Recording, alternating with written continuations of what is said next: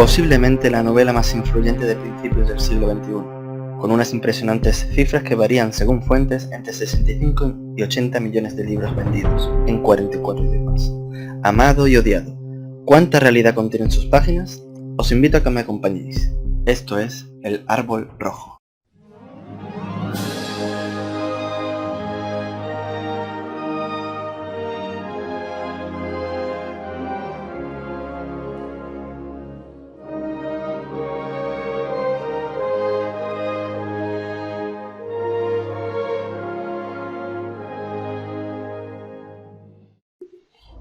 Hola a todos y bienvenidos a mi canal.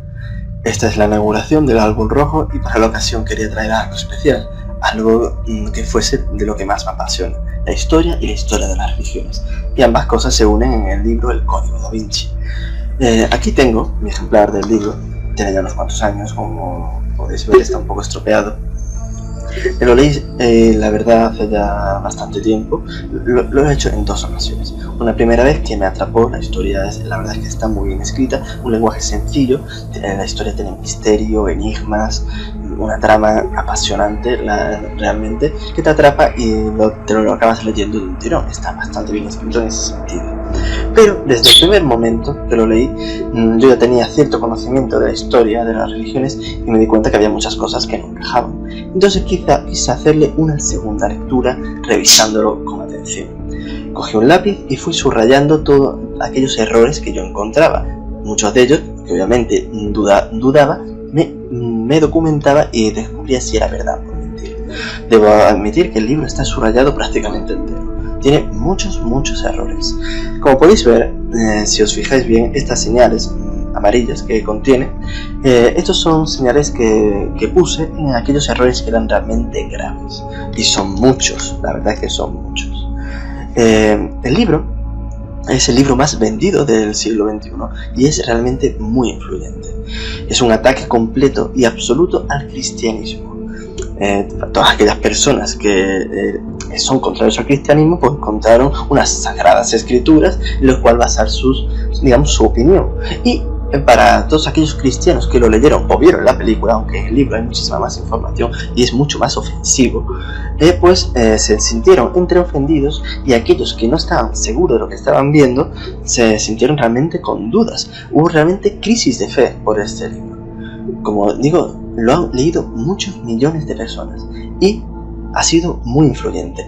Ha habido una cantidad de libros de imitadores tremendos. Hubo, creo, una especie de corriente literaria después de su éxito, que fue realmente apasionante y aún hoy en día la verdad es que continúa. Se han hecho documentales, incluso ha inspirado pseudo documentales como el famoso Takes que corre por internet, y ha servido de fuente, aunque parezca mentira, siendo una novela, para las opiniones de mucha gente. Pero, ¿qué hay de verdad en el libro? Realmente muy poca. Y para que no creáis que lo estoy diciendo sin más, vamos a ir analizándolo. En la primera versión de este vídeo que iba a hacer, o que medio tenía ya preparado, hice una exposición de toda la información que daba el libro y después iba punto a punto, explicando muchos de los errores que contiene. Pero se estaba haciendo demasiado largo, era un vídeo muy extenso y no me terminaba de convencer, iba a ser muy aburrido. Así que he cambiado la táctica y lo que voy a hacer es desechar todo lo que es realmente prescindible y centrarme únicamente en los temas más graves y los errores más importantes que contiene. Así que vamos a ir punto a punto analizándolos. Vamos para allá, acompañadme.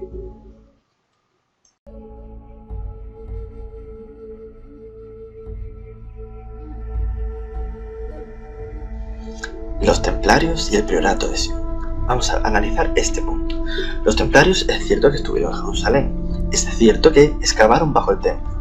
Puede ser que encontrasen algo, es incluso probable, pero ¿encontraron, como afirma la novela, unos documentos que hablaban del linaje de Jesús?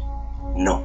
¿Por qué? Muy sencillo, que alguien me explique que pintan unos documentos cristianos en el templo judío. No tiene sentido alguno. Si hubiese encontrado algo, hubiese sido algo judío. Si hubiese encontrado algo que tuviese que ver con los cristianos en el templo judío hubiese sido algo de los cristianos desde el punto de vista judío. Exactamente lo mismo que hay en el Talmud. El Talmud tiene referencias a Jesús y a los cristianos de una manera muy despectiva y no supone, aparte de una ofensa, ningún problema ni ningún trauma para la Iglesia Católica ni para el cristianismo. Absolutamente nada. Es una manera de meter a los templarios en la novela que no encaja realmente de ningún modo. Después nos cuenta que para acabar con los templarios, la Iglesia, por supuesto, en este caso a través del Papa Clemente V, pues hizo una conspiración en la cual mandó cartas a todos los puntos de la cristiandad que se abriesen en un determinado día. Ahí estaba la orden de ejecución, cogieron a los templarios y los quemaron en la hoguera. Después echó las cenizas de los templarios al río, al Tíber. Pues vamos a empezar por lo más evidente. No pudieron echar las cenizas al Tíber porque el Papa en ese momento estaba en Francia, en Aviñón. No estaba en el Vaticano, que Dan Brown tiene una obsesión tremenda con el Vaticano, que incluso habla del Vaticano a principios de la cristiandad, muchos siglos antes de que existiesen los estados pontificios. Es un completo absurdo. Pero bueno, sigamos. Aparte de lo del Tíber, que puede ser un error, digamos, perdonable, porque es normal que quizá no supiese este dato. Pero esta conspiración que existió no la hizo el Papa, la hizo el rey francés Felipe IV. Y no lo hizo en toda la cristiandad, lo hizo en Francia. Mandó una serie de misivas a todo su reino y tal día de 1307 pues capturaron a los templarios. No se les ejecutó de inmediato, hubo un juicio y tardó años. Los torturaron hasta que confesaron una serie de cosas que obviamente eran mentiras y al final los ejecutaron. Eso sí es cierto. A los franceses, en el resto de la cristiandad, simplemente el Papa, después de unas presiones del rey francés, porque se han descubierto documentos que intentó perdonarlos, pues acabó disolviendo la orden y fueron sus bienes confiscados, pero no les pasó nada más. Por lo tanto, no hubo ninguna conspiración de la Iglesia contra los templarios. La Iglesia ha cometido muchas barbaridades a lo largo de la historia, pero esta no hay que atribuirle aquello que no ha cometido, es absurdo. Vayamos ahora con el Priorato de Sion. El Priorato de Sion, según como lo pone en la novela, es una especie de orden secreta que está conducido por un gran maestre que es el que custodia y cuida del Santo Grial, del linaje de Jesús según la novela, de lo que sean las reliquias de María Magdalena y de lo que es todo el secreto. Bien, pues este Priorato de Sion, que está llena de nombres ilustres como Isaac Newton o el propio Leonardo da Vinci, que la novela le da bastante importancia, obviamente le da incluso el nombre, pues no existe. Es una falsificación, a pesar de que el autor, al principio de la novela, menciona que es auténtica. Existe un registro en la biblioteca francesa, pero fue una falsificación que hizo Pierre Plantar en el año 1956, que creó unos documentos él y los plantó en la biblioteca, y era una falsificación que se descubrió después que lo había hecho en su casa y acabó confesándolo. Obviamente él tenía ciertas aspiraciones a la realeza francesa, por decirlo de algún modo, porque él se ponía como que era de ese linaje. Una historia un poco recambolesca que habría que analizar en un propio vídeo. ¿Que existió una orden de Sion? Sí, en Jerusalén, una orden, no un priorato. Una orden de Sion en Jerusalén en el siglo XII, que fueron expulsados en el siglo XIII por los musulmanes. Se exiliaron a Sicilia. Que yo sepa, Leonardo da Vinci nunca estuvo en Sicilia para ejercer de gran maestre. Y más que los prioratos no tienen grandes maestres, tienen priores, como dice su nombre. El problema realmente de Dan Brown, bueno, ya terminé con lo de la orden. La orden existió en Sicilia hasta el siglo XVII, hasta finales del siglo XVII, principios del siglo XVII, que se integró en los jesuitas. ¿Qué es un priorato? Que parece ser que Dan Brown lo desconoce.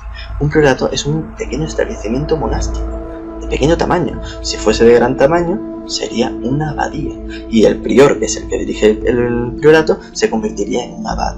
En las grandes abadías incluso había un prior que ejercía de ayudante del abad. Por lo cual, creo que esto está aclarado. Podéis buscar información al respecto, yo os invito a hacerlo. Buscar información en libros de historia que hablen de los templarios y veréis que todo lo que he dicho es cierto. Todo lo que aparece en la novela, no os informéis en novelas, en libros de historia. Vayamos al siguiente punto.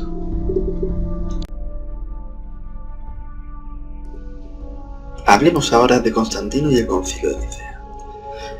Según el libro, el malvado emperador Constantino necesitaba una religión para controlar al pueblo. Entonces decidió convocar el concilio de Nicea y coger la religión del profeta mortal llamado Jesús de Nazaret, que promulgaba lo sagrado femenino. Y apartando todo lo que tenía que ver con el culto a la diosa, decidió crear una religión patriarcal y elevar a Jesús al rango de Dios.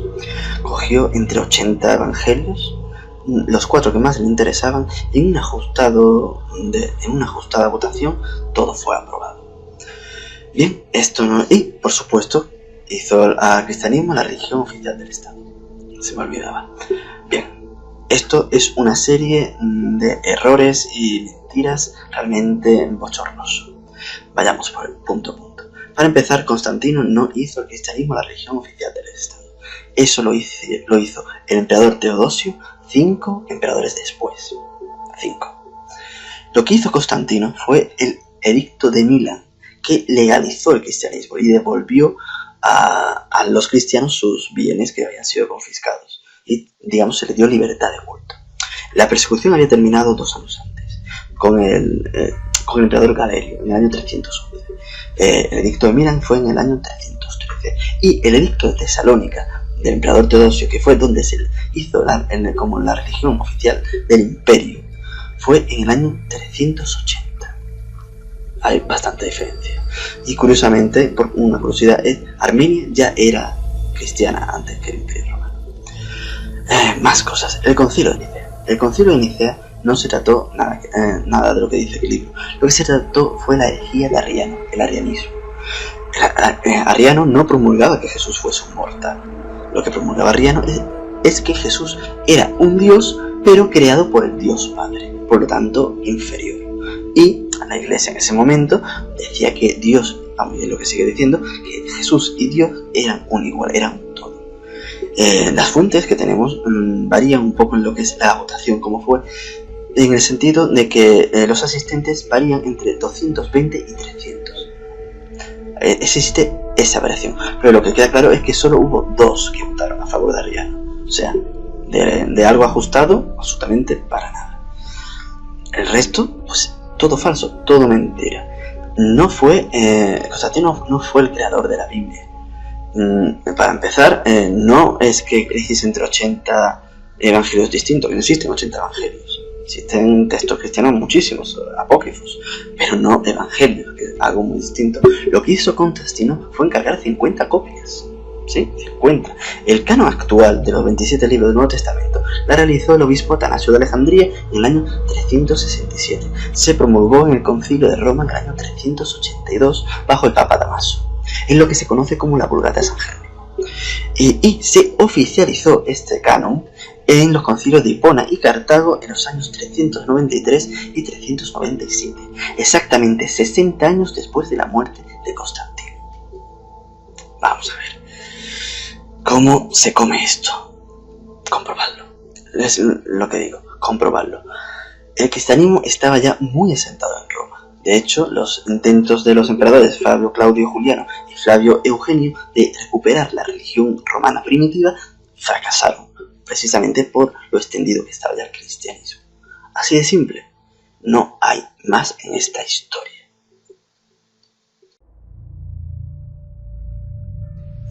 Bien, esto ha sido solo el calentamiento. Vamos al trapo. Concretamente vamos con Leonardo. La novela nos dice que Leonardo recibió muchos encargos del Vaticano.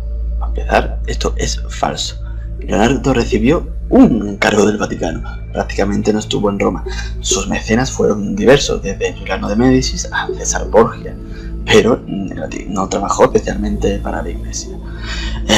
La novela también presentan a Leonardo como que es homosexual de una manera clara y abierta y como si fuese algo conocido. Esto no se sabe, realmente no sabemos cuál era la orientación sexual de Leonardo, y a mí me trae sin cuidado. Lo importante de Leonardo es que era un genio, no su orientación sexual, pero afirmar que era homosexual cuando no se sabe es cometer un grave error histórico. Y me explico, existen ciertos indicios que podrían indicar que era homosexual. Existe una denuncia anónima que fue depositada en el Palazzo Vecchio de Florencia en el año 1476, donde se acusaba de sodomía a un modelo de pintores, Jacopo Saltarello, y a 4 personas más, entre los que estaba Leonardo.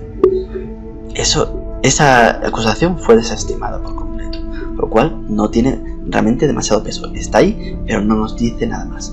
Y después está la relación con Salai, su alumno favorito con el que vivió 25 años. Desde el punto de vista del pensamiento actual, digamos que se interpreta que tenía que ser homosexual, pero desde el punto de vista de aquella época no tenía por qué. Este tipo de relaciones eran normales en aquella época. Que un alumno le cogiese cariño a su maestro y tutor y lo acompañase durante muchos años era algo normal y está muy documentado en muchas ocasiones, incluso en novelas. Por ejemplo, tenemos la novela de Humberto Eco, El nombre de la rosa, en el cual Atzo y Guillermo de Baskerville pues tienen ese tipo de relación y nadie cuando ve la película o lee la novela le da la sensación de que son homosexuales ninguno de los dos. Simplemente es una interpretación de la mentalidad actual con respecto a la forma de comportarse de la antigüedad. ¿Puede ser que lo fuese? Sí, pero tampoco podemos afirmarlo. También puede ser que no lo fuese. Sigamos un poco. Vamos con el cuadro de la Mona Lisa. En el cuadro de la Mona Lisa, Brown dice muchas tonterías al respecto, pero la que más sorprendente es cuando dice que el nombre Mona Lisa es un anagrama de los dioses Amón y su consorte sexual Isis, a la que él llama Lisa, que no se sabe de dónde lo ha sacado, pero bueno, bien. Cualquiera que sepa, digamos, un poco de lo que es la mitología egipcia, sabe que la consorte de Amón no es Isis, es Mut, y que el consorte de Isis es Osiris. Realmente es un disparate absoluto lo de que Mona Lisa viene de Amón e Isis. Para empezar, Mona es la contracción de Madonna, por lo tanto es Madonna Lisa, que era la esposa de Francesco di Bartolomeo del Giocondo. Leonardo nunca llamó a ese cuadro Mona Lisa, la llamaba la Gioconda. El nombre Mona Lisa se lo dio su biógrafo años después. Una prueba de que existen más cuadros que se llaman así lo tenemos, por ejemplo, en su alumno Salai, que he mencionado antes. Salai pintó un cuadro que era la Monna Vanna, que era la Madonna Vanna, exactamente igual que la Mona Lisa, pero un cuadro de su alumno. Y no hay que buscarle anagramas ni nada raro. Era un cuadro de una señora. Punto. Nada más. Y ahora vamos a trapo. Vamos a analizar la última cena. Bien, aquí tenemos el cuadro de la última cena de Leonardo. Dan Brown afirma que aquí en la parte central se ve una V claramente que representaría, digamos, lo que es el útero femenino. Sin embargo, si nos fijamos bien, lo que está en la parte central del cuadro y en la zona más destacada no es esta V, sino la cabeza de Jesús. No hay que dejarse engañar por las palabras del novelista y fijarse bien simplemente.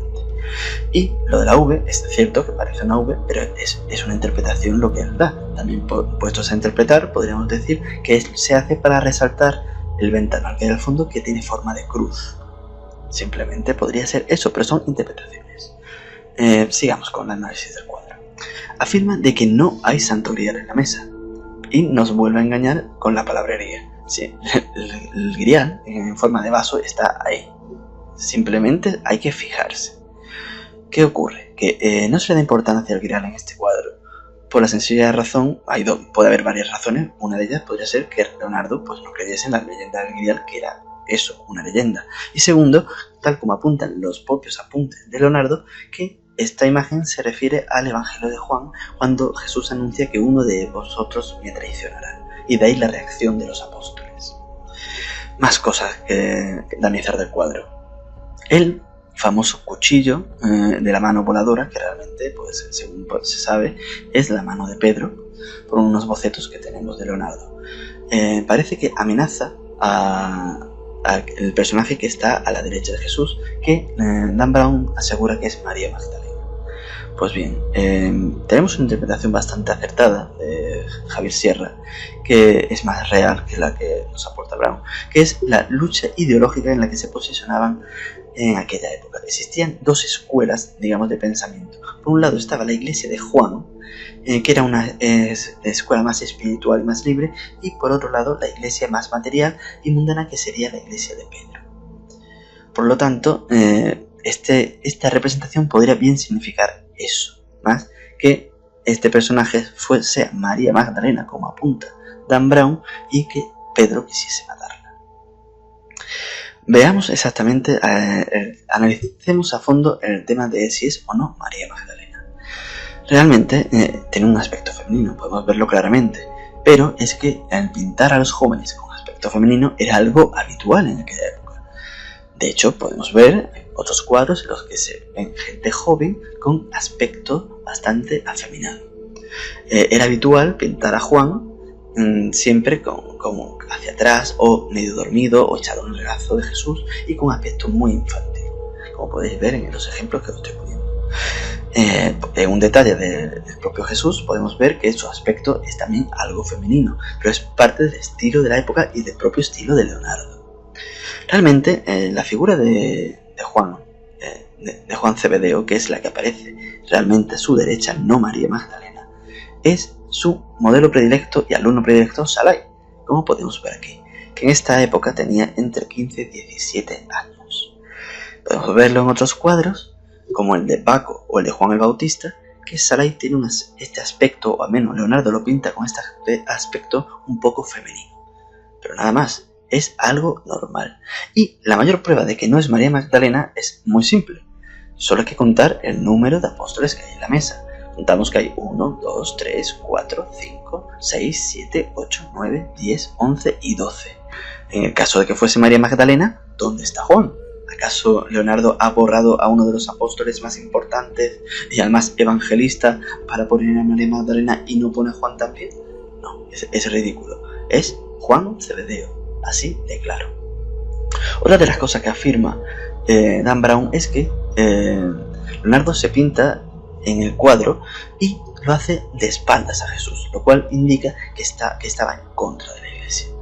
Muy bien, el tema de que este personaje que podemos ver aquí sea Leonardo es una afirmación que se hizo hace unos años y se ha repetido hasta la saciedad como muestra del genio o del ingenio de Leonardo. Pues yo no estoy de acuerdo con esto. Es una interpretación personal, pero os lo voy a explicar inmediatamente. ¿Por qué no estoy de acuerdo? Pues es muy sencillo. ¿Veis esta imagen? Esta imagen es de un anciano. La gente ha interpretado que se parece al autorretrato de Leonardo que tenéis aquí, en esta imagen de aquí a continuación. ¿Podéis ver algún parecido? Yo veo que se parecen, que son dos ancianos. Pero es que el mayor problema a la teoría de que esta figura es Leonardo es que la última cena se pintó en el año 1495, cuando Leonardo tenía entre 42 y 43 años. Esta no es la imagen de una persona de 42 años. Cuando se pintó el autorretrato fueron 20 años después y sí podía tener ese aspecto, pero no cuando pintó el cuadro de la última cena. Es un detalle que parece que se escapa a todo el mundo, pero está ahí. La imagen que aparece en el cuadro no es de una persona de 40 y tantos años, es de una persona de al menos 60, de una manera clara. Por lo tanto, este personaje es un anciano, pero no es Leonardo da Vinci. No se ha pintado a sí mismo el cuadro. Esta teoría, que es mi opinión, es errónea.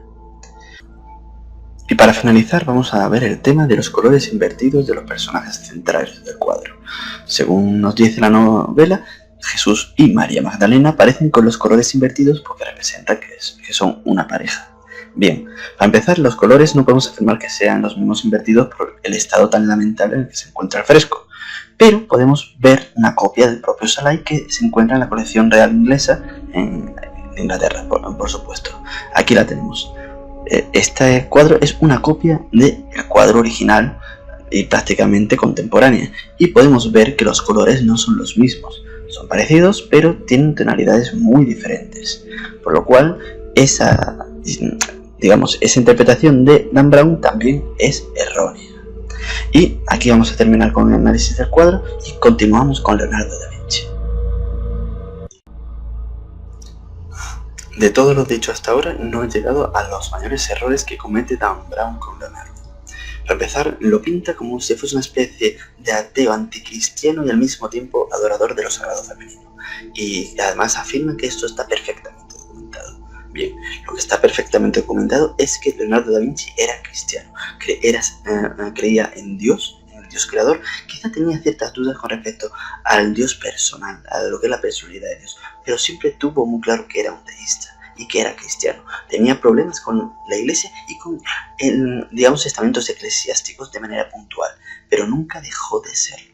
Y para demostrarlo voy a leeros el testamento que escribió 10 días antes de morir, cuando ya tenía muy claro que estaba en sus últimos momentos.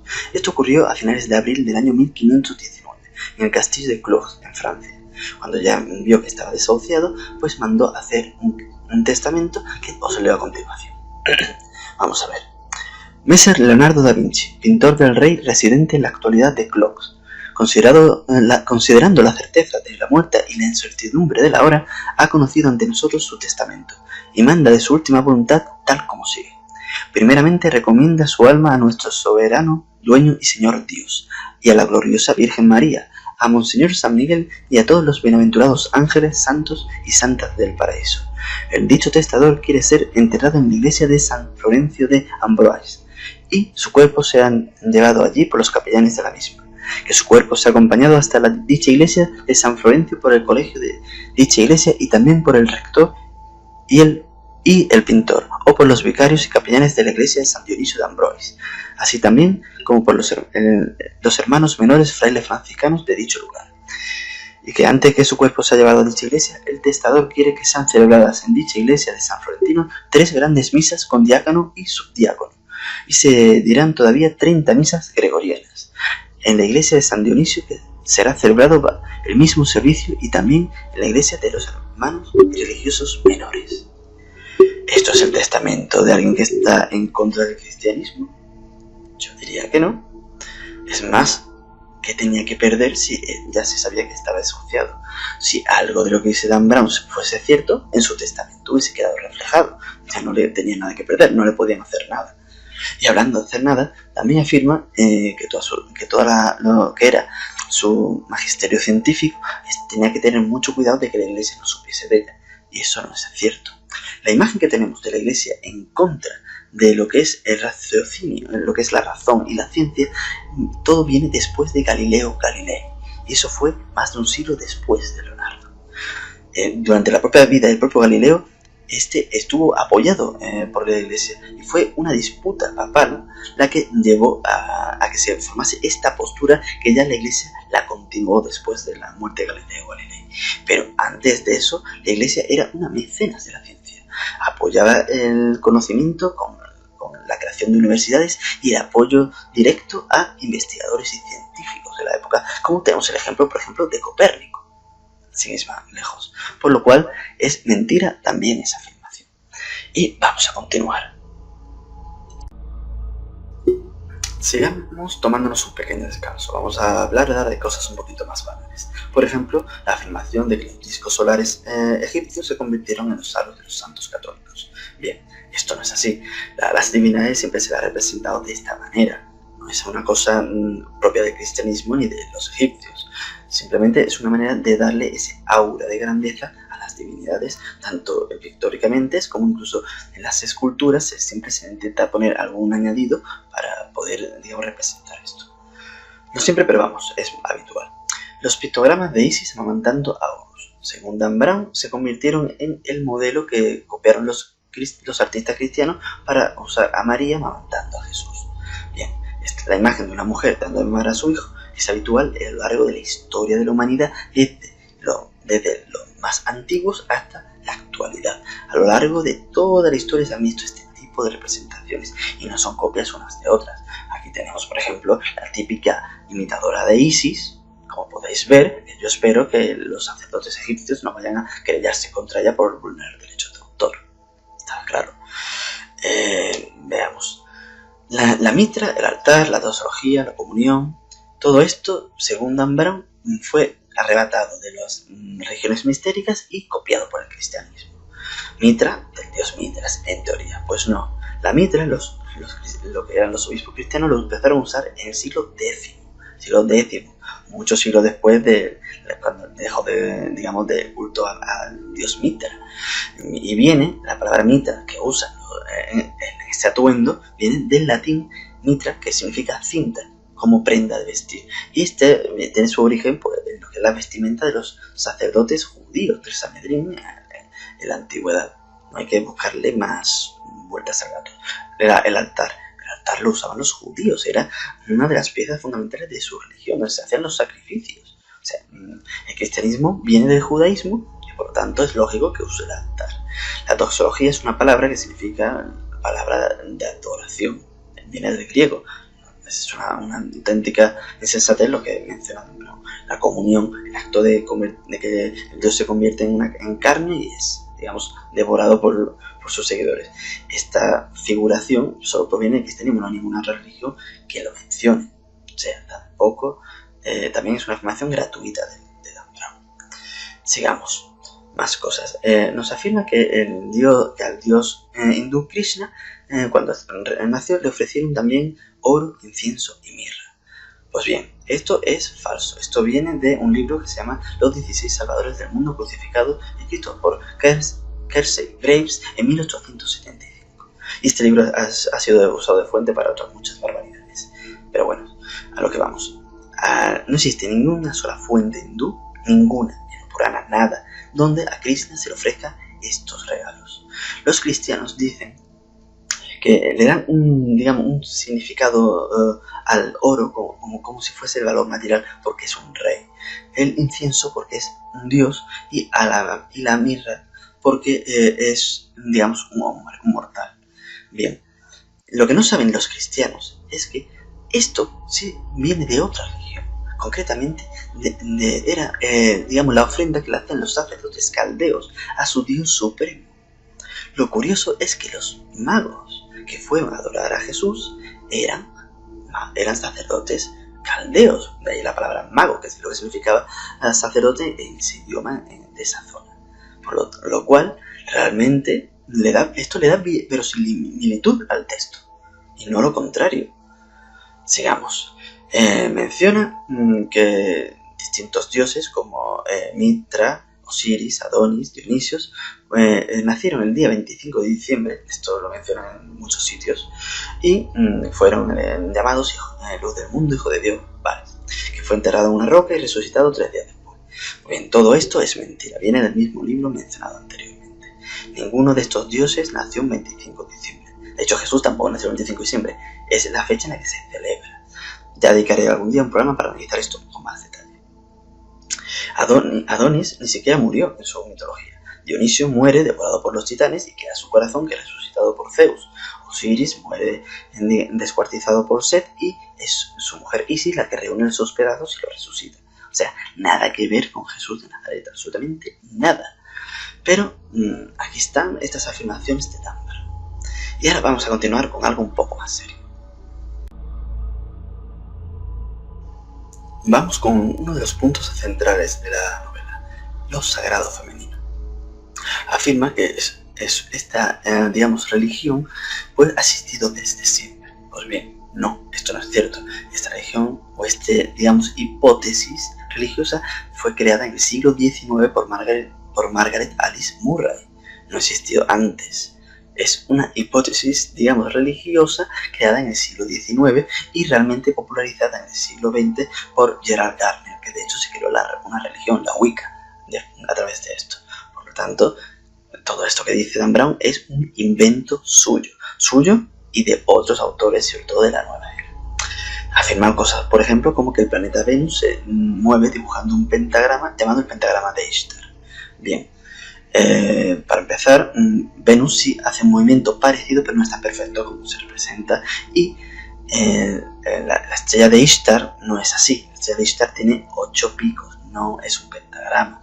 Pero bueno, eso es cuestión de meterse y mirarlo un poco lo que es la propia simbología de esta diosa. No es tan difícil.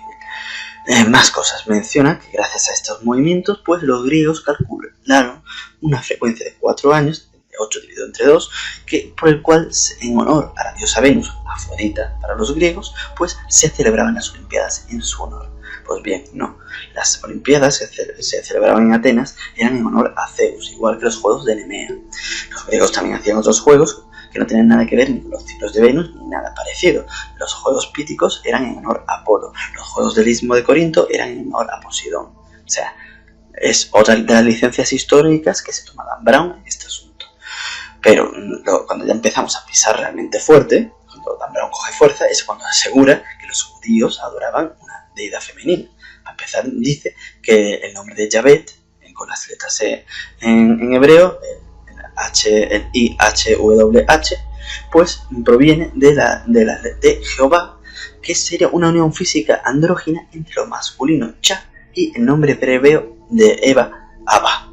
Pues bien, Dan Brown por lo visto no sabe que Jehová se empezó a usar en la Edad Media, al combinar lo que era las vocales de Adonai, de Señor, a las letras de Yahvé, el Yod Hei Vav Hei, que es lo que significa que no tiene realmente una palabra, aunque suponemos que hoy en día que se dice Yahvé. Pero bueno, esto es una licencia tremenda que se toma Dan Brown, que es realmente un disparate absoluto, es que no tiene otra palabra. ¿Qué más cosas? Dice que tenían una diosa femenina los hebreos, que era la Shekinah, que estaba, moraba en el lugar santísimo del templo. Pues bien, la Shekinah efectivamente estaba en el lugar santísimo, pero no es una diosa femenina, es como llaman a la presencia de Dios, así de simple. No hay que, es otro error, de interpretativo, o mejor dicho, es una mentira deliberada. La Shekinah podría relacionarse con lo que es el Espíritu de Dios en el Antiguo Testamento o el Espíritu Santo del Nuevo Testamento, pero nunca, desde luego, con una diosa.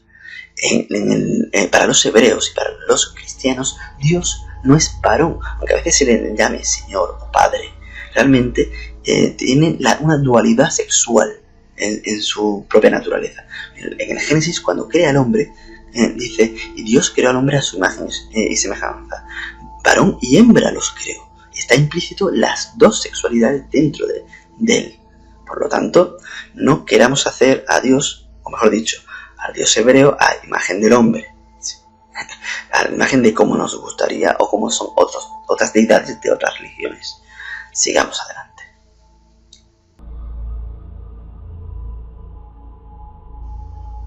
Vamos ahora con otras de las afirmaciones más polémicas que dice el libro. La Iglesia quemó a 5 millones de mujeres acusándolas de brujería. De una manera totalmente, machista, debería acabar con la feminidad. Pues bien, vamos a una fuente reconocida, como es el profesor Robin Bryce de la Universidad de Oxford, que es la persona que más ha estudiado este tema a través de la documentación de los distintos juicios, de todos estos procesos a lo largo de los siglos. Pues bien, él llegó a la conclusión que la mayoría de estos asesinatos, de estas sentencias, fueron en un periodo muy corto. Aunque el periodo se extiende durante varios siglos, la mayoría de las condenas fueron entre el año 1550 y el año 1630, y casi todos se limitaron a los países de Francia, Suiza y Alemania. La mayoría de las muertes fueron en los países protestantes. Las muertes no se acercan ni mucho menos a la cifra de 5 millones, sino que oscilan entre 30 y 80.000 personas. Personas, no mujeres, sino hombres y mujeres. Muchas de estas acusaciones eran formuladas por los vecinos, por otras vecinas, por mujeres también. O sea, no era la iglesia la que iba cazando brujas, sino que eran la mayoría de las ocasiones los propios ciudadanos que acusaban a sus vecinos por envidias o por el motivo que fuese. Y eran los tribunales civiles los que hacían las condenas. En los países católicos la cifra de muertos oscila entre 1400 y 1800. Es muy, muy inferior a la que menciona, los 5 millones que menciona Dan Brown. Y hay que tener en cuenta que la brujería, la adivinación, entonces este tipo de religiones o prácticas religiosas, pues han sido perseguidos de manera puntual a lo largo de la historia por todas las religiones, absolutamente por todas, desde los romanos hasta el propio budismo y los judíos, los egipcios también. Hubo épocas en las que condenaban este tipo de prácticas. O sea, no es algo propio del cristianismo, es una cosa que se ha dado en la historia de manera puntual y dispar a lo largo del tiempo. Continuamos ahora con algo que impregna todo el libro. Durante toda la novela se menciona de manera repetitiva la sexualidad sagrada.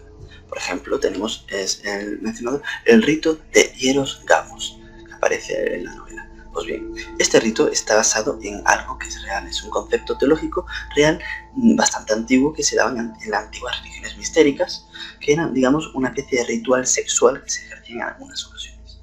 Pero no es como se muestra en el libro. Este rito, tal como está mostrado, es un invento de lo que es la New Age a finales del siglo XX, y concretamente él lo toma de los escritos de Margaret Starberg, que también, digamos, de esta fuente toma todo el tema de la sangre real del Santo Grial. Voy a referirme a eso. Dan Brown menciona en el libro que el Santo Grial realmente es el útero de María Magdalena y no es, digamos, el objeto que es mencionado por primera vez en la historia en la novela Perceval de Jotan de Torres, sino que todo era una especie de conspiración, digamos, a través de los nombres, que todo venía realmente de sang real, sangre del rey. Realmente en francés sería sang royal. Parece que esto también no cae en ello, pero bueno, sigamos con el tema.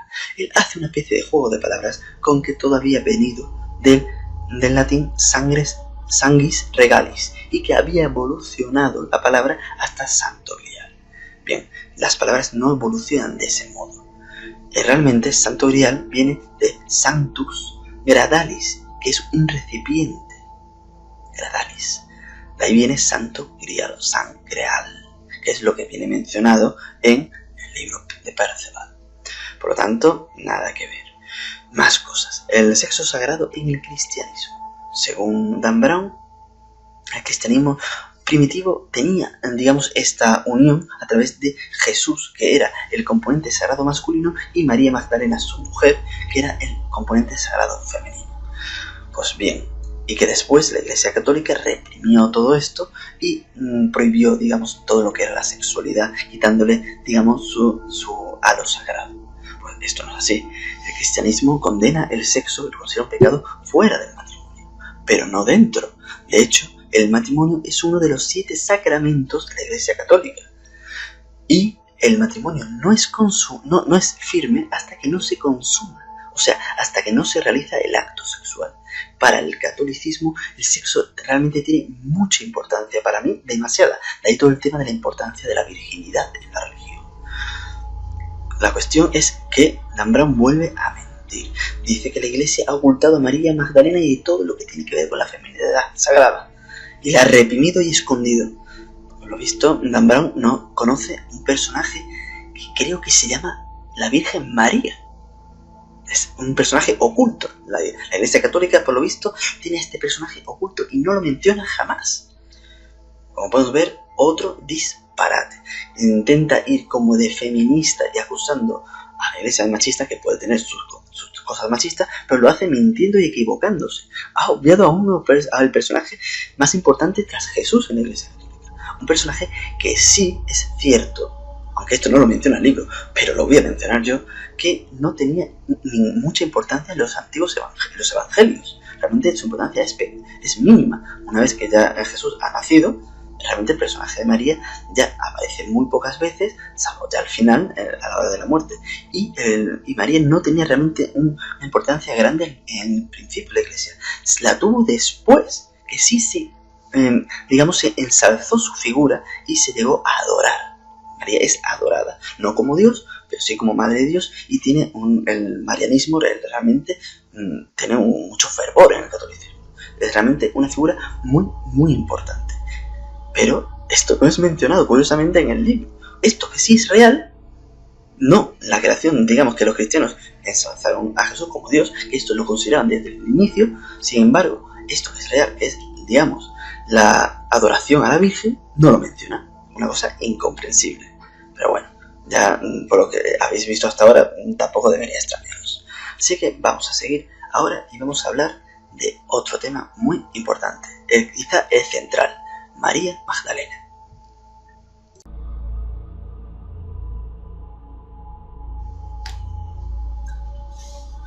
Dan Brown pone en boca de uno de los protagonistas de Tevin, concretamente, lo siguiente: como la Iglesia prohibió el nombre de Magdalena, empezó a conocerse a través de seudónimos como el Cali, el Santo Grial o la Rosa. Bien, María Magdalena es la santa más venerada en el cristianismo. Tiene capillas, iglesias, catedrales con su nombre. Aquí en España tenemos alguna, por ejemplo en la de Getafe. Tiene un día que es una festividad, es decir, que se le ha escondido y que se ha perdido su nombre, es bastante ridículo. En los evangelios tiene una importancia enorme. Es la mujer más mencionada tras María. Vamos a ver, si hubiesen querido ocultarla, hubiesen quitado, por ejemplo, el episodio de la resurrección, hubiesen puesto a otro personaje, pero no, el personaje que que protagoniza ese episodio tan importante, que es la primera persona que ve a Jesús resucitado, es María Magdalena. Es la primera que lo cree, y los apóstoles dudan, no quieren creerla porque era una mujer. O sea, da bastante, que pensar que alguien pueda afirmar que la han ninguneado de ese modo. No es cierto. No sabemos dónde murió. Realmente, de María Magdalena, los escritos más antiguos que tenemos la sitúan en Efeso, junto con María, Madre de Jesús, y Juan Zebedeo, poco después de lo que es la ascensión de Jesús. No sabemos nada más. Hay una leyenda medieval del sur de Francia que la sitúa en aquella zona, obviamente, igual que tenemos también de esa época, pues Santiago, que aparece con su barca de piedra, y todo este tipo de leyendas medievales, también la de Santo Grial. Pues bien, esta leyenda menciona que aparece María Magdalena junto con Lázaro y Marta y Sara.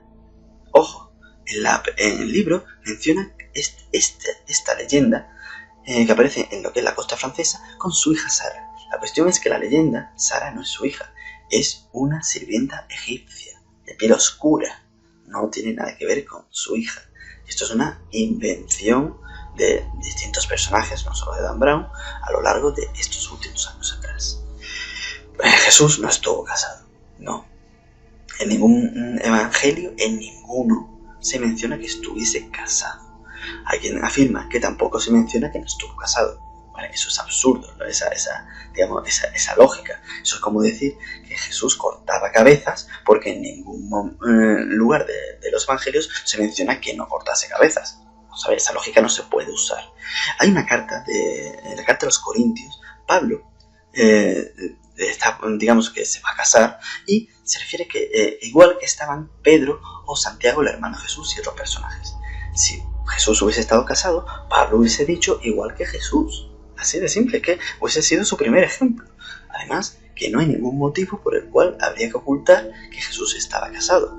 Era normal que un judío estuviese casado, pero no era algo extraño, como menciona Dan Brown. Dan Brown asegura que un judío tenía que estar casado sí o sí. Bien, tenemos el ejemplo de los esenios. Los manuscritos de Qumran nos han enseñado que los esenios pues normalmente no se casaban y eran respetados por ellos. Por lo tanto, en aquella sociedad era normal que un varón, si quisiese, no se casase. Tenemos también a los názaros, a los nazareos. No confundamos con los nazarenos, son cosas distintas. Los nazareos eran los apartados. Tenemos, por ejemplo, posiblemente a Juan el Bautista. Juan el Bautista, o el profeta Jeremías, también era de este tipo, de asceta, que no se casaban, se mantenían célibes. Por lo tanto, desde un punto de vista de personajes religiosos, era normal que no se casasen. Por lo tanto, tampoco era raro que Jesús no lo hiciera. Pero si hubiese hecho, no hubiese ocurrido nada en absoluto. Tenemos otro ejemplo de otras religiones, que sus protagonistas, o sus profetas, o sus creadores se han casado y no ha ocurrido nada. Buda estaba casado, abandonó a su mujer y su hijo, pero estaba casado. Mahoma estaba casado con Jadilla, y una vez que ésta murió, pues tuvo más de una docena de matrimonios más, incluso uno de ellos con una niña de 7 años, con Aisha. Vamos a ver, son costumbres y no ocurre absolutamente nada. No hubiese cambiado nada si Jesús llega a estar casado. La religión hubiese seguido igual, pero sí hubiese sido distinta, obviamente. Dan Brown menciona el Evangelio de Felipe, en el cual pone que Jesús era la compañera el compañero de María Magdalena. Este evangelio es un evangelio gnóstico, tardío, no es un evangelio cristiano. El gnosticismo no es cristianismo, es una serie de sectas de una rama ideológica que surgió después, que tiene poco que ver con el cristianismo. Quitando el Evangelio de Tomás, que es una cosa seminóstica, semicristiana, el resto no. Este evangelio que menciona, que también dice que la besaba en la boca, pues bien, esto es un invento de Brown. Existe que en la mención que la besa, pero no pone dónde porque falta. Puede poner que la besa en la boca, que la besa en la frente, que la besa en la cara, pero no lo pone. Y Dan Brown asegura que pone que la besa en la boca, lo cual es falso. También asegura que compañero, la palabra compañero, era similar a matrimonio en el antiguo arameo. Vale. No es así exactamente, pero se puede usar igual que en español. En español tú puedes decir mi compañera y es tu pareja, pero no significa nada. Pero es que la cuestión es que este evangelio está escrito en copto. O sea, también se equivoca en esto. La palabra en copto también podría significar pareja. Pero la cuestión es que María, tanto en los evangelios gnósticos como en los evangelios cristianos, menciona a Jesús siempre como su maestro. Si fuese su marido, le diría marido, querido o algo parecido, pero nunca le diría maestro. O es que alguno de vosotros, si está casado o vuestros padres, llama digamos, su pareja maestro o maestra.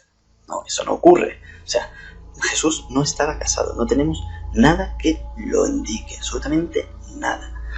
Y no pasaría nada si hubiese estado casado. Por lo tanto, no hay motivo por el cual ocultarlo.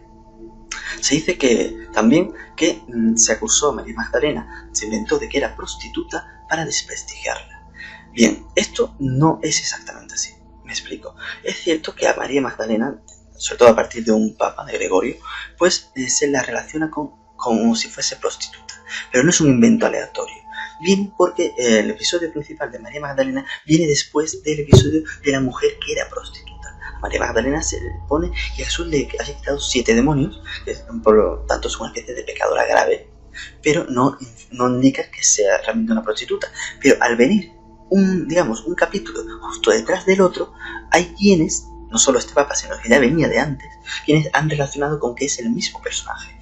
Realmente no podemos decir que no lo sea, tampoco podemos decir que lo sea. Existen, unos indicios, pero podría ser o podría no ser. Pero la cuestión es que el cristianismo no usa este ejemplo como, para meterse con ella, sino que lo usa de ejemplo de arrepentimiento. O sea, es a favor de ella, porque se había arrepentido, era una gran pecadora y se había arrepentido, que es algo fundamental en su religión. El arrepentimiento, el volverse hacia Dios, es una de las partes fundamentales de su mensaje, del mensaje de Jesús. Por lo tanto, también es otro error de interpretación esto que hace Dan Brown. Y ahora vamos a analizar los evangelios gnósticos.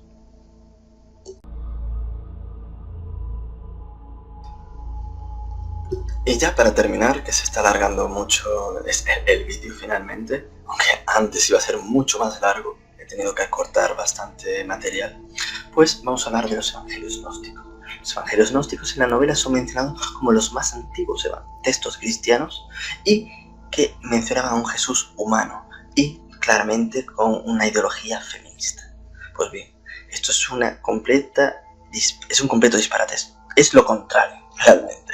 Los evangelios gnósticos no son los más antiguos, son muy posteriores a los evangelios canónicos. De hecho, el evangelio gnóstico más antiguo, que es el evangelio de Tomás, es el más parecido a los canónicos.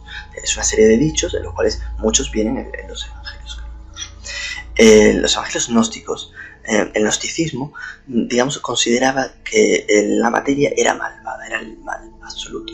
Por lo tanto, el sexo era malo y la mujer no estaba bien vista, era la perpetuadora de la vida. Por lo tanto, como la vida era maligna, la mujer era una especie de ser diabólico, algo parecido a lo que les ocurría después, un milenio más tarde, a los cátaros. Los cátaros tenían esta misma visión gnóstica de lo que era el mal de la materia y esta misma imagen de la mujer, aunque es cierto que después le daban una libertad sexual muy grande. Los textos gnósticos no mencionan que Jesús era un profeta mortal. No, de hecho lo ponen una especie de, en muchas ocasiones, de ente superhumano e incluso a veces no material, como una especie de fantasma, porque como consideraban que la materia era malvada, Jesús, como el gran profeta, pues era una especie de ser etéreo en algunas ocasiones. O sea, es nada que ver con lo que menciona Dan Brown. Y como he dicho, no son los más antiguos, son la mayoría a partir de mitad del siglo II hasta el siglo V y VI. O sea, nada que ver con los evangelios canónicos, que son todos del siglo I. La verdad, tenemos ya distintos papiros que lo demuestran. De eso haré un vídeo exclusivamente para hablar de lo que son las fuentes históricas de Jesús, porque no quiero tampoco alargar esto más. Por un ejemplo de lo que he mencionado antes del feminismo, es que en el libro menciona el Evangelio de Tomás. El Evangelio de Tomás pues tiene un apartado en el cual dice que María Magdalena tenía que convertirse en varón para ser igual a los hombres. Os lo voy a leer textualmente para que no haya malentendidos. Lo que dice es lo siguiente. Uno de los apóstoles, creo que es Pedro, menciona que María salga entre nosotros, pues las hembras no son dignas de la vida. Lo cual Jesús responde: he aquí que la inspiraré a ella para que se convierta en varón, para que de ella se haga un espíritu viviente semejante a vosotros varones, porque cada hembra que se convierte en varón entrará en el reino de los cielos. ¿Alguien puede decir que esto es feminista? Está diciendo que para ser iguales tienen que convertirse en varón. O sea, no está diciendo que las mujeres son iguales a los hombres. Los textos gnósticos son cualquier cosa menos feministas. Olvidaos de lo que pone el Código Da Vinci respecto a eso. Es otra de las, digamos, de las cosas que se ha inventado Dan Brown, como todo el libro, que es un auténtico disparate histórico. Además, da a entender que todos los evangelios gnósticos iban de la mano, y nada más lejos de la verdad.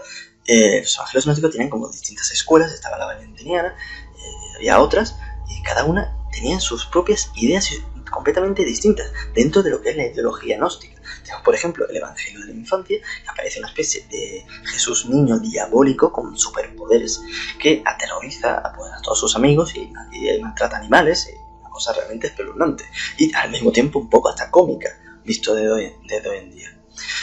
Los evangelios gnósticos, que según la novela habían sido censurados y masacrados por la iglesia, es cierto, una vez que la iglesia, digamos, alcanzó el poder, pues empezó, digamos, a erradicar todos aquellos cultos que no eran el suyo. Eso lo han hecho muchas religiones a lo largo de la historia, y el cristianismo lo ha hecho también una vez que alcanzó el poder, ya digamos, a finales del siglo IV y principios del siglo V. Pues bien, lo que se ha dicho en muchas ocasiones, esto no es solo algo de Dan Brown, es que la imagen que teníamos de los textos gnósticos era falsa. Teníamos, digamos, una imagen dada, unas descripciones de los antiguos escritores cristianos que los mencionaban. Pues bien, a lo largo del siglo XIX y del siglo XX, sobre todo el hallazgo de Nag Hammadi, pues nos ha nutrido de una cantidad de textos gnósticos impresionante, desde el Evangelio de Pedro ya a finales del siglo XIX, como pues una cantidad de textos muy grande en Nag Hammadi, como he mencionado, entre los cuales hay 5 evangelios. No son 45 textos, pero hay 5 evangelios. Como dije antes, no hay tantos evangelios reales. Esos 80 que menciona Dan Brown no sé de dónde los han sacado. En los textos de Nag Hammadi pues encontramos con 2 evangelios coptos de los egipcios. Uno de ellos está incompleto, un evangelio de la verdad, que también se conoce como el evangelio de Valentín, un evangelio de Tomás y un evangelio de Felipe, que, como menciono, no son textos cristianos, aunque tengan esos nombres. Los textos gnósticos tienen otra naturaleza completamente distinta.